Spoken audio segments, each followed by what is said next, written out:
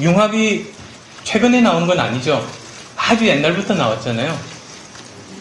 대표적인 융합 연구 결과 어떤 거 떠오르세요?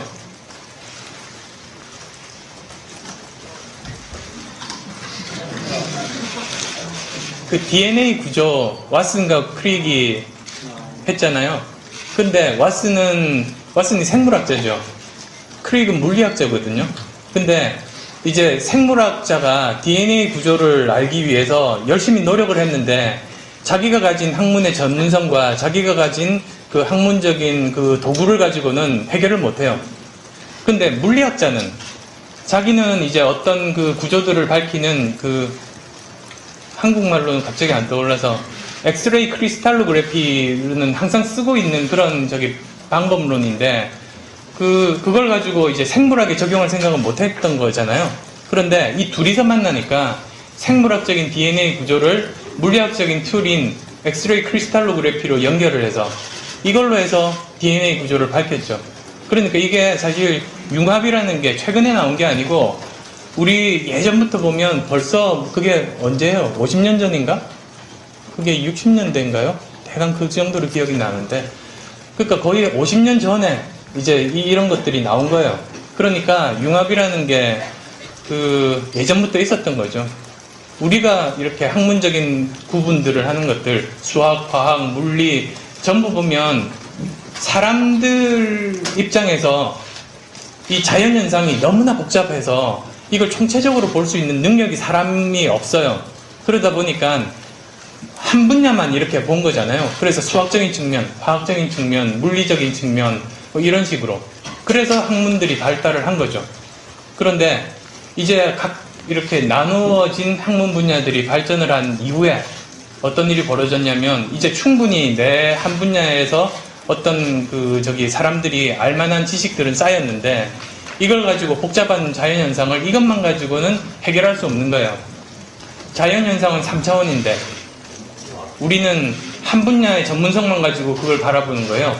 그러니까 마치 한눈만 가지고 사물을 바라보면 흐릿하게 잘 안 보이네. 2차원으로 보여요. 3차원인데 한 분야의 전문성만 가지고 보면 2차원으로 보이고 전체가 안 보여요. 그래서 두 눈 다 뜨고 최소한 두 분야 이상의 전문성을 가지고 사물을 바라보면 3차원으로 보여요. 그게 융합인 거죠. 그래서 최근에 왜 융합이 뜨고 있느냐면 이런 문제의식, 한 분야의 전문성만 가지고는 복잡한 이런 자연현상, 사회현상을 해결할 수 없다. 그 문제인식에서부터 이제 융합이 뜨기 시작한 거고 또 하나는 각 분야 전문 분야에서 이제 쉽게 연구할 수 있는 주제들은 거의 다 한 것 같아요.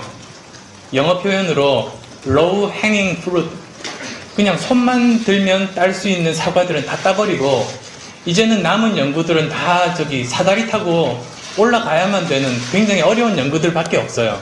그러다 보니까 사다리 타기는 힘들고 주위를 살펴보니까 그 학문의 영역이 이렇게 있다면 그 중에서 가장자리 부분들에 관심을 두게 된 거죠. 그래서 그 가장자리 부분이 학문과 학문이 맞닿는 그런 부분들이에요.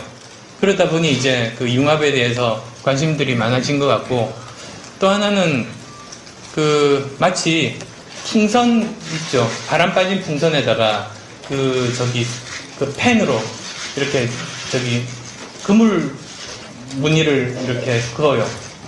그러면 그걸 이제 불기 시작해요. 불면 처음에는 이렇게 선인데 그 선 사이가 이렇게 늘어나서 중간에 빈 영역들이 생기게 되죠.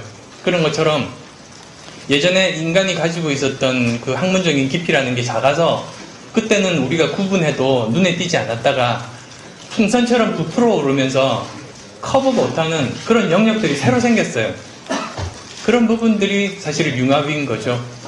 그러다 보니 이제 여러 가지 제가 말씀드린 한 3가지 정도 이유 때문에 융합이라는 게 요즘 들어서 새롭게 이제 각광을 받고 있는 건데 그럼에도 불구하고 전문가들끼리 그래서 융합을 하기 위해서 제일 많이 쓰는 방법이 이과 출신의 교수분들, 문과 출신의 교수분들을 모아서 한 학과나 한 대학에 소속을 시켜놓고 기다려요.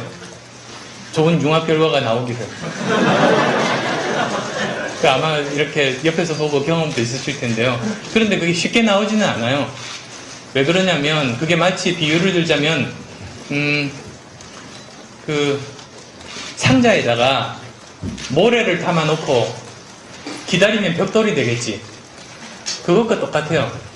그런데 이 모래알과 모래알이 서로 이렇게 붙지 않는 이유는 다른 학문 분야가 같은 한국 사람이고 나이도 같고 경험도 같은데요. 서로 이야기해 보시면 알 거예요. 그 문화가 달라요. 용어가 틀려요. 그래서 같은 용어도 다른 뜻으로 써요. 그래서 오해도 하고 일하는 방식도 다르고 사고 방식도 다르고 그러니까 멀쩡하게 서로 한국 사람인데 같이 일하려고 하면 너무 다른 거예요. 그러니까 이게 잘 안 맞아요. 그러니 그냥 이렇게 한과에다가 양쪽 교수님들 소속만 시켜놓고 기다리면 그게 될 리가 없죠. 그래서 필요한 게 뭐냐면 일단은 그 둘을 붙여줄 수 있는 사람, 그래서 악교 같은 역할을 할 수 있는 사람이 필요해요. 그러니까 다른 모래알끼리만 있으면 벽돌이 안 되고 악교 역할을 할 수 있는 그 양쪽을 전공한 교수님이 거기 속에 들어가서 같이 붙여도 좋고, 또는 이제 뭐 학과장이나 대학원장이나 또는 총장님이 그런 걸 가지고 위에서 압력을 가하면, 또 압력을 가하면 서로 붙을 수 있잖아요. 그래서 예, 제가 며칠 전까지 그 압력을 행사하던 사람이었다가 이쪽으로 와서 그런데 그래야지만 이제 붙을 수가 있는 것 같아요.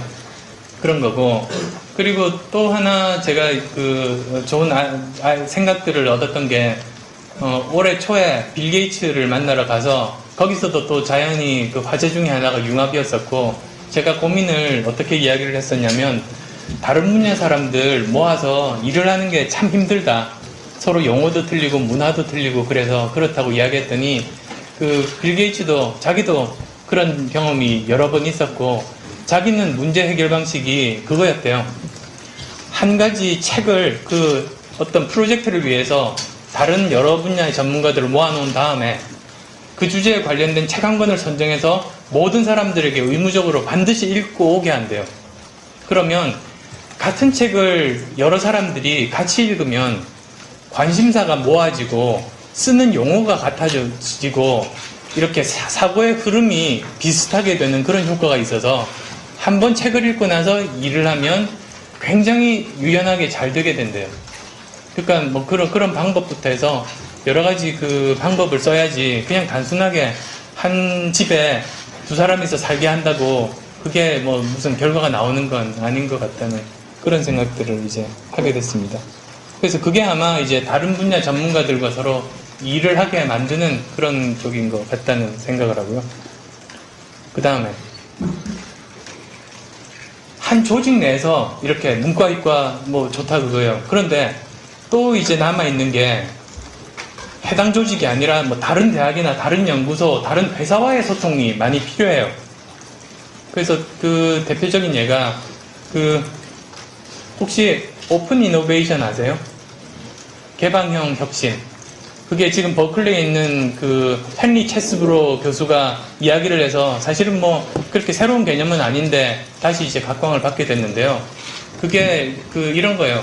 깔때기 모델처럼.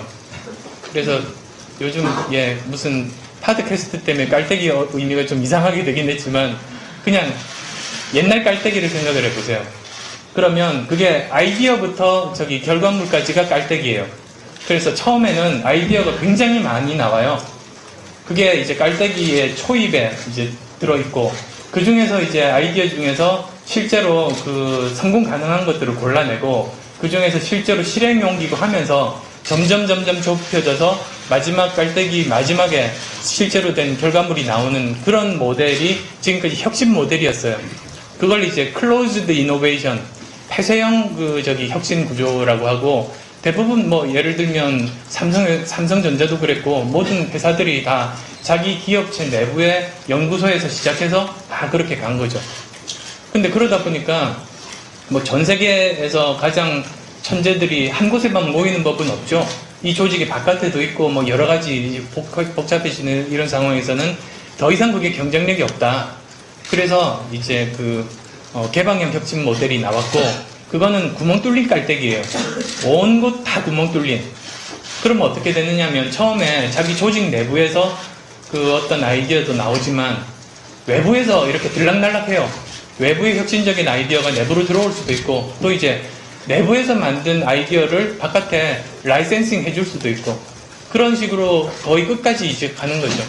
그래서 이렇게 구멍 뚫린 깔때기 모델이 오픈 이노베이션이라고 볼 수 있는데 그게 어쩌면 또 다른 조직에 있는 전문가들과의 소통을 제일 잘 나타내는 그런 게 그 모델이 아닌가 싶고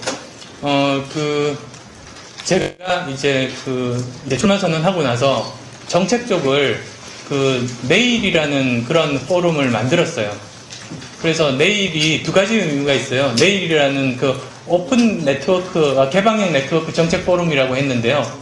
네일은, 네일. 또 있고요. 그러니까, 오늘이 10일이니까 11일. 이런 게 내일일 수도 있는데, 또 다른 말로는 내 일, 나의 일처럼 참여하면 좋겠다. 그런 뜻도 있습니다.